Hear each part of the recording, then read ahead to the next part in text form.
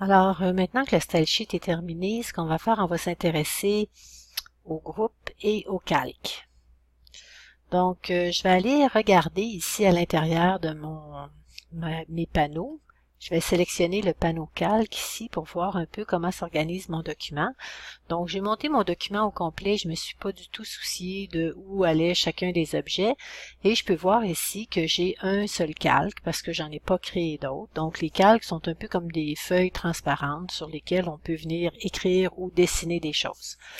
Donc, sur le calque 1, si je clique ici sur la petite flèche, je peux voir tous les éléments que j'ai fait depuis le début. J'ai placé mes lignes repères, j'ai tracé un rectangle, j'ai tracé d'autres lignes repères, j'ai tracé un autre rectangle. Ici, j'ai un groupe. Donc, le groupe, on peut voir, il est écrit groupe et puis une petite flèche sur laquelle je peux appuyer pour voir le contenu de mon groupe. Donc, c'est mon rectangle ici et chacune des lignes ici qui composent les lignes verticales. J'ai ensuite des repères et j'ai le texte que j'ai écrit. Donc, Style Sheet, Design Name, Content Fabric, Style Number. Donc là, ce que je vais faire, c'est regrouper certains éléments et faire des groupes pour que ce soit un peu plus facile de me retrouver à l'intérieur de ça. Je sais très bien que je ne déplacerai pas mon élément ici, Style Sheet, sans déplacer aussi la boîte qui est avec, si je veux descendre ou monter. Donc, je vais sélectionner ces deux éléments-là qui sont distincts à l'intérieur de mon calque et je vais les grouper. Donc, pour les grouper, je pourrais aller ici, excusez-moi, dans mon menu Objet et faire Associer, ou je peux faire la touche raccourci CTRL-G. Et là, je peux voir, j'ai créé un groupe. À l'intérieur de mon groupe, j'ai mon rectangle et ici, j'ai mon texte. Je vais faire la même chose dans la portion du bas. J'ai déjà un premier groupe qui a été créé avec le rectangle et chacune des barres verticales.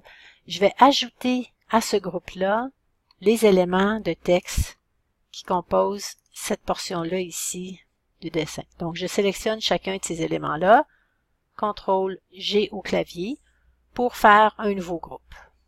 Et ici, je pourrais regrouper aussi tous mes repères, mais les repères, c'est pas vraiment nécessaire de les grouper parce que ce que je pourrais faire à la fin de mon travail, c'est d'aller regarder ici les règles, excusez-moi, pas les règles, mais les repères et demander de effacer les repères. OK, parce que je n'ai plus vraiment besoin maintenant d'avoir les repères. Tous ces éléments-là, je vais les grouper aussi ensemble. Présentement, chacun de ces éléments-là est distinct, mais éventuellement, le Style Sheet, je vais l'utiliser dans son ensemble pour ajouter des choses par-dessus, pour venir mettre des dessins ou pour venir ajouter de l'information ici dans les sections du bas. Donc ça, je veux pouvoir le verrouiller ou le sélectionner rapidement en une seule fois. Donc, je vais sélectionner tout.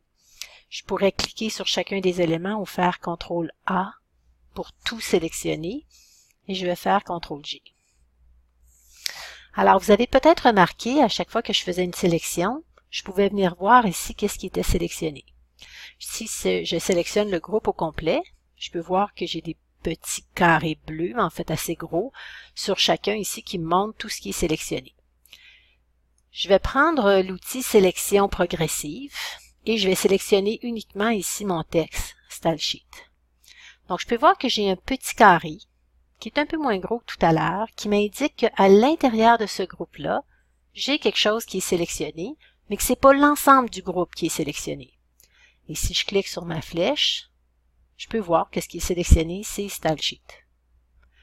Si je sélectionne ici le rectangle, je peux le faire soit en cliquant ici, ou soit en cliquant directement ici à partir de ma boîte calque.